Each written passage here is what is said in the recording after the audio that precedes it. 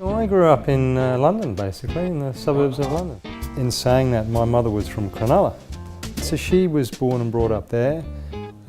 She actually moved over to London in the 70s, met my dad, and that's how I was raised over there. But I always had this burning desire to come over here. So I was able to do that. I mean, I trained and qualified as a property lawyer in London through a global law firm called Allen & Overy. But on qualification I decided I really wanted to come out over here.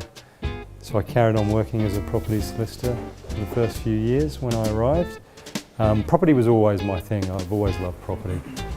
Always been passionate about it and interested. And in fact, I mean, that comes from growing up in England and always going on holiday to France. So my parents, you know, ever since I was a little kid, would take me around these old ruins and medieval terraces and dumps, you know, falling down in the south of France. Really, really cheap back then.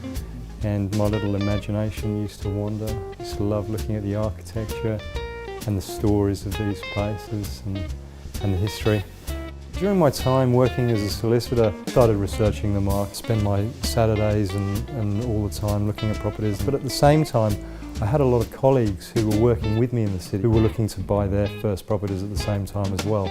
And they kept on asking me loads of questions. You know, one, because of my legal background as a property lawyer, who I think find it difficult to look for property, or they don't have the time, or they don't have the interest. And so I started helping a few friends out with their property searches, and yeah, after a little while I actually ended up finding two different people the properties that they still own today, actually, in the space of about 6 months.